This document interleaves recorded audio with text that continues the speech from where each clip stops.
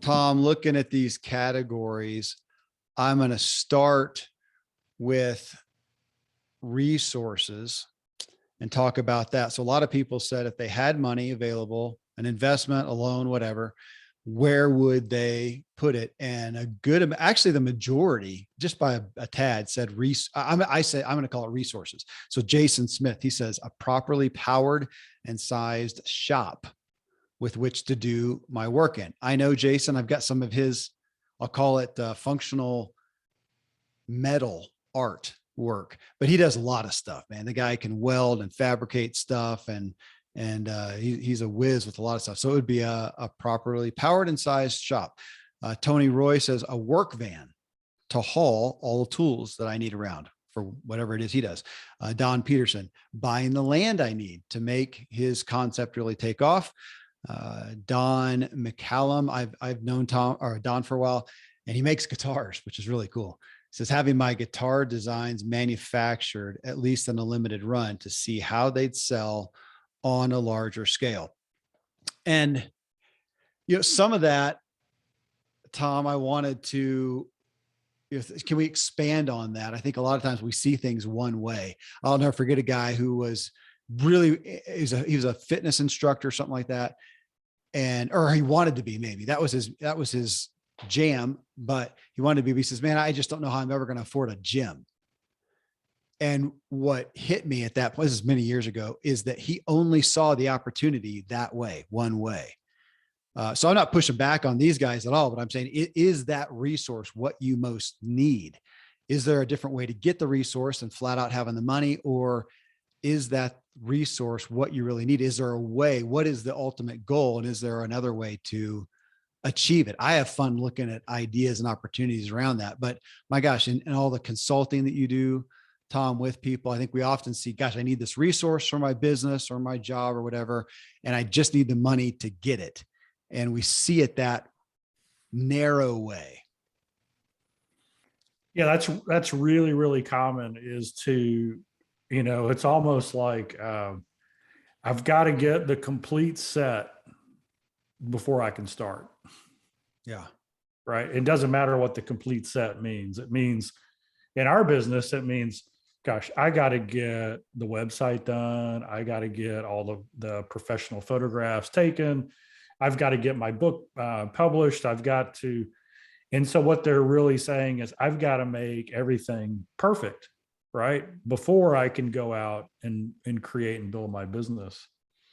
And then I just got off a call with kind of the opposite, a guy who was a good friend of mine. His name is Michael Norton. He was the president of Ziglar.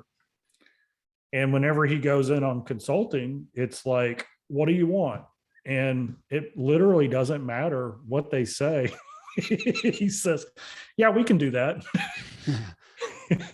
Right. And then he makes the sale, right? And because he's got confidence in his team, his experience, his ability to make it happen. And I remember listening to a Dave Ramsey program, and the question was, hey, my business is growing and I want to know, I just got this big job and it's going to be a $10,000 job. And to the piece of equipment that I need to do the job, I can go and buy it for $20,000, or I can rent it for $2,000. It seems like such a waste to rent it, right, for this one job when I can just buy it. And so, of course, Ramsey said, you got to rent it, right? Until you can pay cash for it, you don't go into debt. Yeah. Right. And rent it. And because people overvalue what ownership in that situation does. Because now when you own it, you've got maintenance, and if something breaks, you're responsible for it, and all those different things. And so to me, this is more of a mindset challenge than it is an investment in a product or service. And so another way to look at it is, somebody says, hey, here's $20,000 to do whatever you want to do your business. What does the answer look like? Because we think that, gosh, I need the new website, or I need the new marketing copy, or I need the new tools in my toolbox to go and do it. But if somebody just said, what's the best way to use your $20,000? What would you do? Yeah. And a lot of times it's 10 different things, right? Yeah. It's 10 different things. I had a guy who's starting a studio for audiobook recording and music recording. And he was like, I know I need to equip my different rooms so they can be full on studio bays. How do I do that? And he's like really contemplating putting it on a credit card. And what do you, he said, what do you think? And I said, I think you've got an amazing setup right now. And as soon as you sell a big job, look on Craigslist and eBay and your network and studios that have been hurt by the pandemic, and call them up and say, hey, do you have something I can rent or buy from you that's not doing you any good? It's like, I hadn't thought of it that way. And so that's the entrepreneurial side of the mindset should be, what do we need to deliver the best thing, and what's the best way to get it? Not, I can't deliver the best thing until I have everything I need. Yeah. Yeah. And I love looking at it like that, Tom, looking at it from all different angles and questioning that, and with these folks, it may be that is what they need. I mean, there's no great solution other than the money to afford X. And if that's the case, then how can we brainstorm? What are some ways you can go make an extra 20 grand? Is there something crazy you can do in 30 days, 90 days, this year, whatever? Not crazy, but just outside of your box to get that money. But then, I really enjoy looking at the other opportunities to get over those real or perceived obstacles. I'm up here in a mountain town, and there's a lot of building, a lot of natural wood building, and lumber is in short supply and it's expensive. And I realize I have a wood mill. What a great opportunity. Now, it'd be a great one for my sons. They're both a little young, or both. I've got 4 sons, but the 2 that I've got at home that are that age are a little young. But there's somebody out there that probably realizes that, my gosh, man, you can make a killing with a wood mill right now. You can get a permit and cut down trees for near nothing out here in the national forest around us. And if I only had a wood mill, man, I need $6 grand. Well, I've got one sitting there that somebody is absolutely, you can knock yourself out, use it, no cost whatsoever. Just give me some wood. I just want some wood to do my projects. I don't like the milling part. And I thought about putting an ad out for that, but there it is. There's an opportunity, but nobody, tends to think down that road. But to brainstorm these things, I'm looking at Don, having a guitar design manufactured. Is there a guitar manufacturer or an independent out there who he could offer, hey, I will design a guitar for you. You use it, you use your resources. I just want the credit for having designed something that sold this much. I can use that, and maybe I can get a loan from my bank if I need to, or I can get somebody else to invest ahead of time for a certain run, and I can use the money for the manufacturing. What are some outside the box opportunities? Don Peterson buying land. Man, that one is a consummate one where I see people who feel, a calling and that needs X amount of land. Man, there's so much land out there that's owned by people that's sitting dormant that could be leased. How many people, and I'm not picking on anyone, there's always exceptions and whatever, but I always am questioning a little bit the next big church that I see built, when we've got other ones. It's a church that went kaput and it's just sitting there empty, or it's a warehouse that's been sitting there vacant forever. That couldn't we use that thing for pennies on the dollars? And I've seen some people do great things. I remember a church in Nashville that was using a YMCA room on an off day, and they used it until they were busting at the seams, but they vowed they will not build until they have the cash to build it, to build their new building. Of course, I still wonder, did they really need to do a new building? Could you not do it elsewhere? Either way, we just, the idea of looking at the resources, and are there other ways to do it besides the one avenue we often see? We can take that, Tom, into the next category, people. And a lot of that's where I would put more money all the time, is people at this point. David Treese, he says, hiring staff, getting a larger office. Faye Bryant, team members to do the things that she has in quotes, have to do instead of that I want to do. A bookkeeper, a social media manager, even a maid, would be nice. There you're getting into Tim Ferriss's 4-hour work week. What can you delegate? That book was made famous, 20 years ago? I don't even remember at this point. And yet how many people do any of us know, including ourselves, who really delegate that much? Majority of us still just do stuff on our own. And I'm prone to as well. It takes time. You got to think about how to delegate. Do you have the money? Even though you think maybe if I did that, I could make more money with the save time, but it's still, in my experience, again, with myself and with so many people, so many peers, still a hard thing for people to really develop a team that takes care of things so that they can do what only they are best at. I remember your testimony, Tom, not that long ago, of getting help and guidance. I think you were, doing getting some guidance from Howard Partridge, and, looking at how can we get Tom doing what he is best at and divest you of some of the other things. I remember you were kind of on a high a handful of years ago on almost giddy it. Oh my gosh, I'm going to get to do what I do best. Yeah, and Howard, and for everybody listening, this is a very simple organizational chart. If you have your own business or you're thinking about starting your own business, you can just put this chart together. It's pretty amazing, and it will show you the plan in this area. So there's 4 areas in a business. There's 5 areas in a business. Leadership, which is you as the owner, right? But there's 4 areas that you have to do: sales, marketing, operations, and administration. And then there's 3 levels in each one of those areas. So in sales, there's directing. That's the strategy, the plan. This is what we're doing. There's managing, which is if you have people underneath there, that manager's managing those people, making sure the systems are being run right, training and developing the people. And then the 3rd level, the lower level, is the doing, right? It's the salesperson. So there's always directing, managing, and doing under these 4 areas. So that means there's 16 spots in a typical business, right? There's the directing level of sales, marketing, operations, and administration. And there's the manager level of those 4. And then there's the doing. Well, when you have your own business, you're doing all 4, right? You're doing all 4 areas and you're doing all 3 levels. So 3 times, I guess that's 12, right?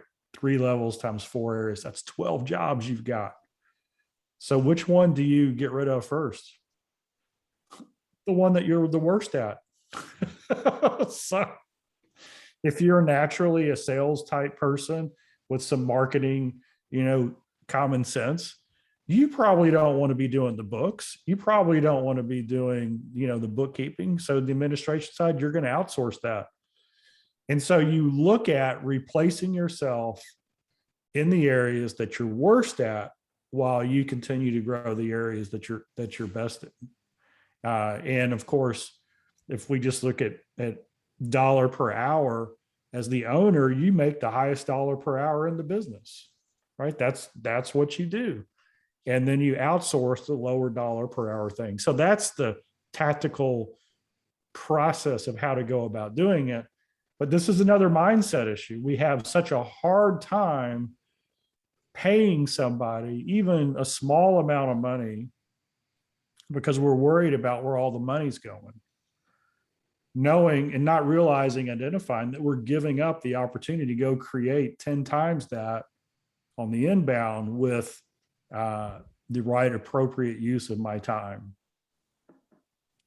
And I tend to vacillate on, not vacillate. I feel like there's 2 pieces in there. And we mentioned them recently in, gosh, I think it was a show we did together, but I have often worried that if I delegate X, this task, let somebody else do it, they won't do it as well as I will. And there have been many times when I have absolutely proven that is the case. They did not do it as well as I do. However, it allowed me to do X, Y, Z that created so much value. It was worth this thing not being done exactly as well as I might have done it. But conversely, I've looked at things and felt overwhelmed. Oh my gosh, to hand this thing off. It's so complex. It's so difficult, because it was for me. is going to cost so much and be, and I don't know if I'm going to get a great outcome. And I delegate it to somebody who's a rock star at it. And it takes them a tenth of the time. They do it so much better. The value is exponential as far as what we get, from there. So it's been such a helpful kind of the school of hard knocks for me, of delegating. But yeah, it's interesting. You put that sales, marketing, operations, admin. That's the exact order that I am of my competency. It starts with sales, marketing is okay. Operations, not getting so good here. Admin, terrible. And that's where I put my staffing dollars. And, of course, we've all got the opportunity. Do we need to hire somebody part-time, full-time as an employee? Do we want to use an independent contractor? The consummate analogy I like to give is Dave Ramsey and my dad, Dan Miller, who were both buddies at the bottom of their debacles years ago. And they built their businesses together very differently. Dave owns everything. Everybody's an employee. He does everything in-house. He builds everything in-house. My dad's the exact opposite. Hardly has any employees and just has this whole sea of independent contractors because he doesn't like managing people. And Dave, really enjoys that.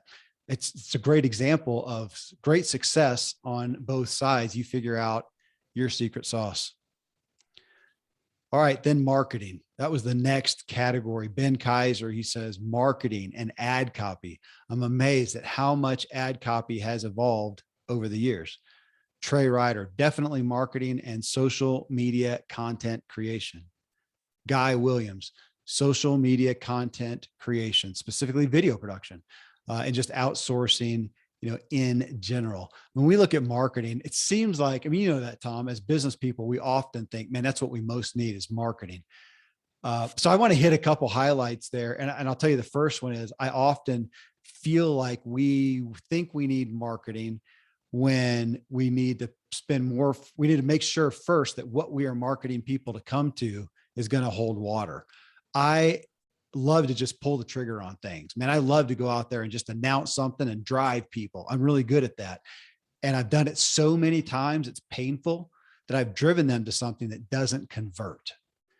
And so now I have minimized marketing in my mind because that's not as difficult to do as making sure I convert what I get. So I'm just going to throw that out there as everybody who thinks, man, I need marketing.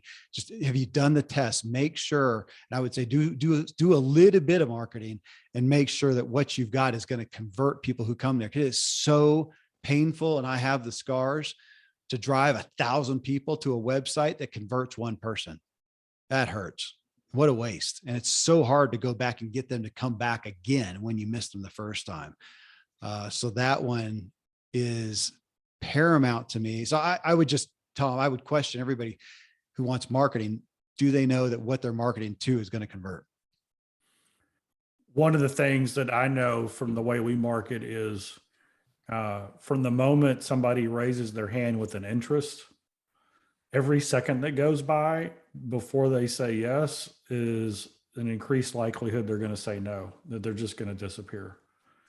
And I see a lot of people putting together big marketing plans, but they don't have an immediate action-oriented follow-up process to get them while they're very interested, and then have that meaningful conversation to help convert them, and then learn. Because the only way you learn what resonates somebody from interest to buyer, to happy customer, is the relationship that goes back and forth, the dance of what is it that made you say yes, and what is it that's really hurting, and it's the nuance of all that.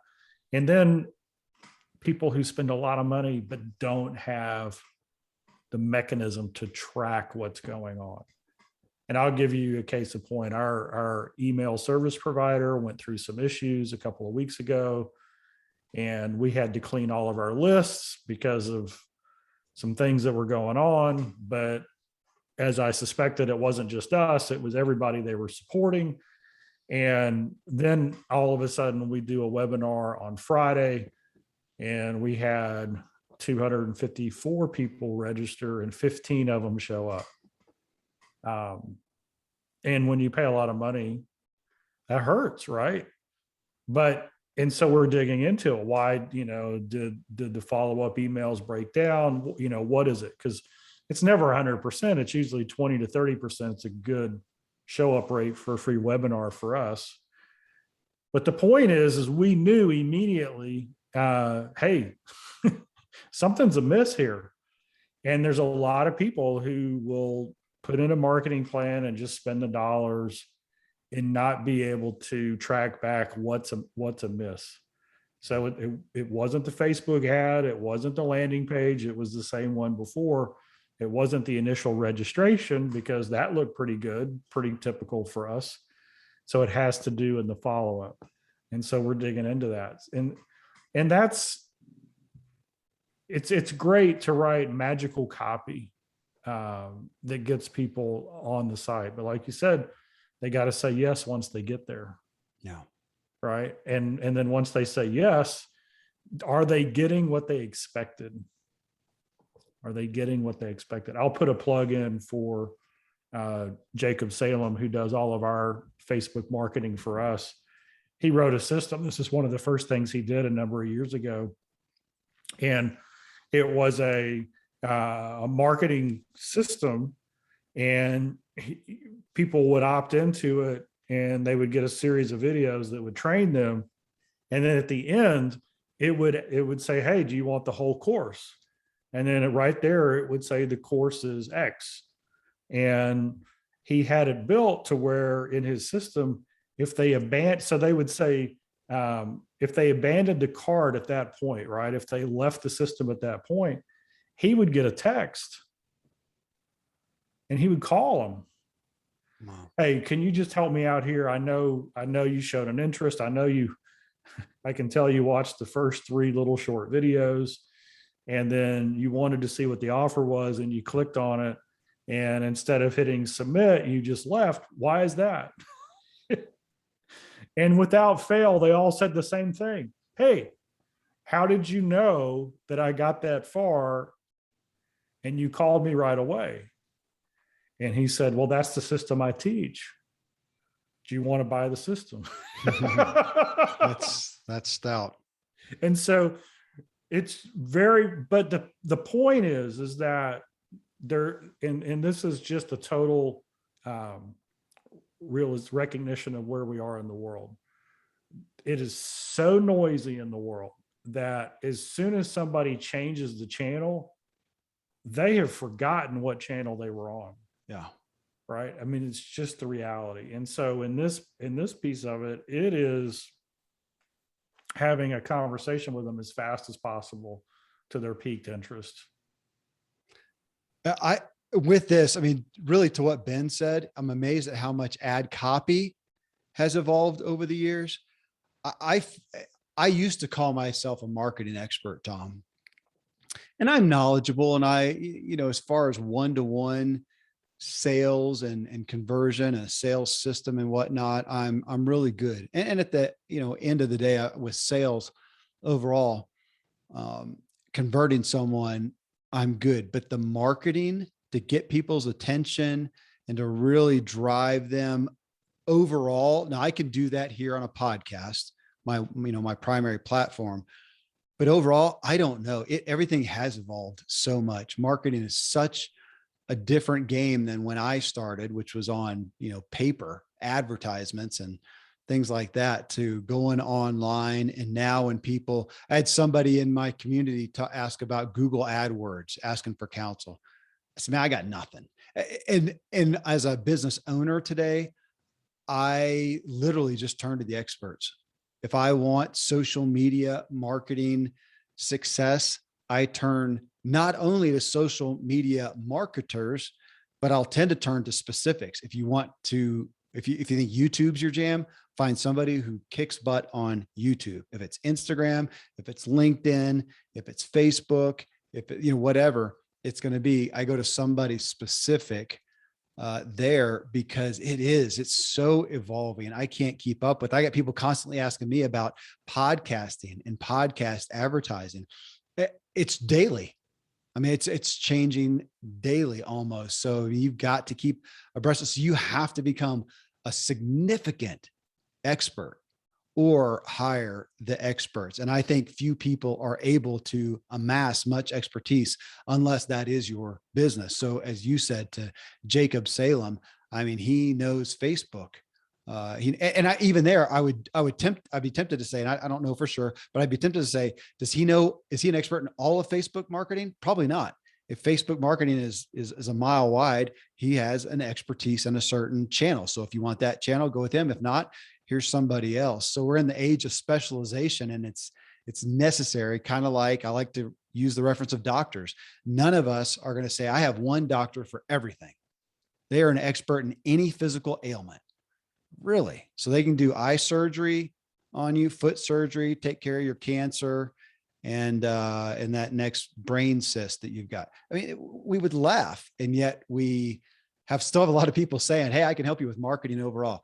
Man, it's such an evolving thing, which on one hand is frustrating. It's complex, and yet it also opens the door for a lot of opportunity. It is changing. And if you do the right thing, you can make a great success. I mean, there's a vast opportunity, but you got to do your homework. I like the doctor analogy. I read an article this morning.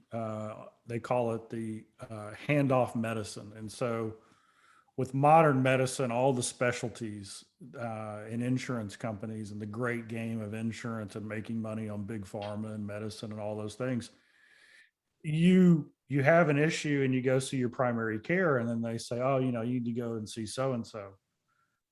But your primary care is not even really a relationship anymore. It's just somebody that's a necessary evil.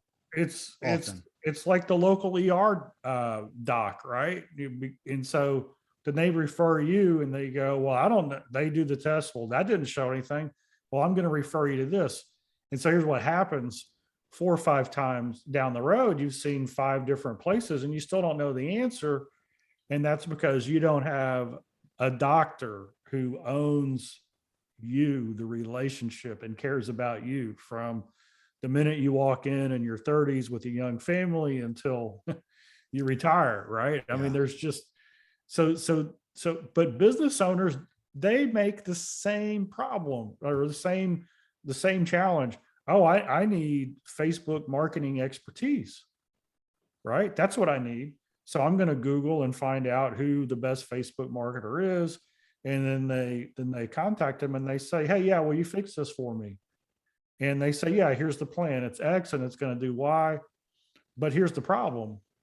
They don't know any more about how this marketing is measured and how it works, or what's positive and negative about it. So a lot of times it doesn't get the results they want because they didn't take appropriate action in the right necessary places.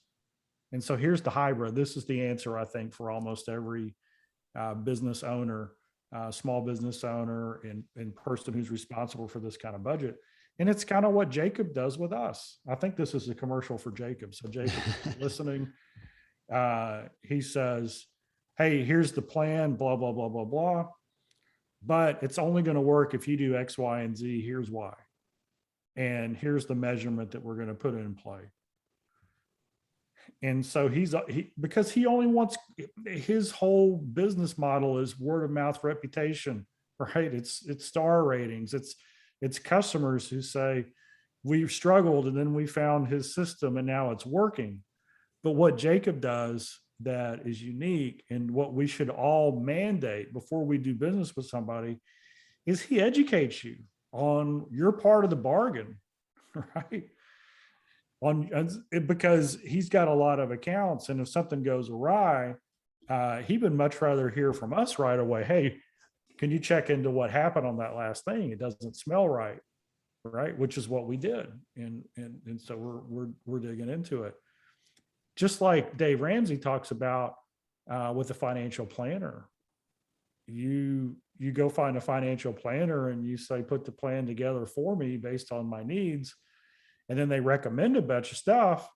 And then you tell them, hey, I'm not investing in anything until I understand it. And if the financial planner doesn't want to spend the time educating you on what you're investing in, don't do it, because here's number one rule: never invest in something you don't understand. Yeah. right? That's like rule number one. And so, but a lot of times we think, oh, they're the professionals, so we abdicate our ownership responsibility. So it doesn't mean that I have to know everything that a financial planner does. No, it means that I have to understand what they're recommending for me. Okay. And I would take that. That goes right into a point I was going to make on. So you just said never invest in what you don't understand.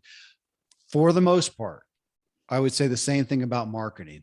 If you're out there with XYZ business and you're looking at marketing, you find one that fits you, first off, fits you and the demographic, and is sustainable, something you can do. I just had this discussion with a coaching client. He's a coach, and looking at, as a personality, as an influencer, you need to be putting out consistent content. You need to look that you're relevant and you're active. That is very important in this day and age. So are you going to do it, on social media, a newsletter, a podcast? Where are you going to do it that fits you and the demographic? But in a sense, almost priority fits you. What can you do day in and day out that you're not going to get burnt out with? I've had a lot of people wanting, or not wanting, but saying that I would do well with video. At this point, it just is not my thing. It's just not. I'm not going to put it out there. I've had people say, man, every single day. I had somebody not long ago say, every single day, Kevin, you're out on a trail. You're at, above 9,000 feet in a national forest, and you're on a trail. Dude, take your phone and do some interesting tidbits from that. People, it's authentic. People would like it. Man, when I'm out there for me. I don't want to be thinking about work. I want to be, it's an escape, not from anything bad, but it's just my escape from a lot of things. I'm just out there to commune with God and nature, and I just don't want to do it. Okay, that's valid. What will you do? I will put out podcasts. Obviously, I mean, I'm doing that, and that's an aspect of my writing. So, what fits you and your demographic, and then you do need to, as much as I say, hire experts, but you do need to do it to understand it for the most part.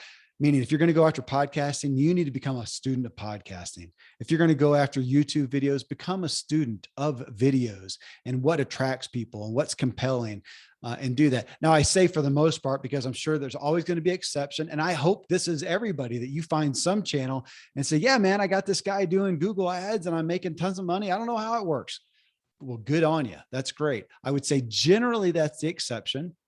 I'm not saying don't go invest in that, but by far and large, Tom, you chime in, but by far and large, where I see people having the most success, kind of like what Randy James would say, what's the best exercise? Whatever you'll do every day, just something that'll get you to move. Same thing. What's the best marketing? Doing something that you will do consistently, that you can sustain, fits you, fits the marketplace, and that you become fairly educated in. You've got some know-how about. That's what I see by far and large that has the most success. 100%. I mean, ever since the Ziglar show, gosh, what are we, year 12 now? Something like that. Been a while. It's been a while. They'll contact you, they'll contact me, and they'll say, hey, I'm thinking about starting a podcast. What do you think? Yeah. And I tell them the very simple thing: decide how often you want to do it. Once a week, twice a week, decide, and then stick to it for a year, no matter what. It's going to take you a year to get good at it. It's going to take you a year to find a rhythm. It's going to take you a year to figure out what your niche is and what your angle. I mean, it's all those things. So many, because the things that really have difference making capacity, they're worth doing a little bit better every time, knowing that over the year, it's going to grow into something nice. I was thinking about just a philosophy, and I was thinking about our relationship with Howard Partridge and what's made him a super successful business person. And usually it just comes down to this: he's found an idea that he knows is solid, and now he needs to figure out how to communicate it to people who would make a difference in their life. And so he goes and does it. He gives the best shot he can, and then he looks at everything and goes, what didn't work and what did work? Okay, I'm going to do it again. And the stuff that didn't work, I'm not going to do that, and I'm going to try these new things. And so it's like this relentless, it's not for him, it's not a matter of, gosh, I got to have X by the end of this time period or I'm done. It's golly, this could make a difference in somebody's life. I'm just going to keep swinging until I figure out the combination where enough people show up to make it about a valid thing. Yeah. And he says, Howard will tell you, I'm not a home run hitter, but I hit a lot of singles. Mm-hmm. Yeah. Well, yeah. And in this, and I want to reiterate, yeah, getting started, don't kill good with perfect is so powerful. Be consistent and just put it out there. You just got me thinking again, though, just to that aspect of becoming a student of it, though, I'll see people now, and I'll take podcasting as a muse. You can find companies that will set you up. They'll do literally everything from the equipment to the hosting to marketing to everything. All you have to do is sit in front of the microphone and hit play. And you can do that and absolutely fail at it. I mean, to go, and I say that as somebody who's done it. Go back. If you look at the early shows that I did, I'm so sorry for everybody who had to sit through some of those. You'll see testimonies, or not testimonies, reviews on iTunes that say, man, the content was really great once Kevin got done rambling for 8 minutes. And I just didn't know any better. I get on there and I talk about things that I thought were of value, but people are going, oh my gosh, would you just get to the person you're interviewing or get to the, start the point? And of course, today, how long does it take to get to the point of the show? About 0.5 seconds. Today's show is this, because that's what people want to make that decision. Do they listen to it? And then in it, are you a good conversationalist? Can you hold a conversation? Can you ask good questions? Can you be insightful? Can you do it? Can you say something on the fly? Can you listen to yourself and not do ers, likes, knows? Can you even pay attention to the cadence, which I struggle with as I start to get really fast when I get excited about something, instead of doing the Zig Ziglar thing of making a point and sitting on it for that profound effect. So you hear that, and it's the same. I know experts in YouTube. I know experts in Instagram. I mean, it's an art. Maybe that's a good marketing today is an art, and each avenue and category has multiple arts, because you can look at Instagram, and I know people on there with 1 million followers who are doing it significantly different, but they figured out the secret sauce in the way that they're doing it. And it's not infinite, but there's a program, there's a formula, we should say. There's a process that they have figured out that works. So all that came from people saying they would invest in marketing. We're saying, if you're going to, then here's some things to think about. Though in that, marketing, there are a lot of ways to afford things these days if we'll think outside of the box. We tend to think, again, I've just got to I want to do some Facebook advertising. It's going to cost X amount. Do I have that much money or not? And I would say, man, look at some other opportunities. Look at people who have an audience there. How can you partner with them? How can you get some exposure from them? If you have a new podcast and you're thinking, man, how do I get 1,000 downloads? How can you get exposure from somebody else who's getting 20,000 downloads, in a month or something like that? How can you do that?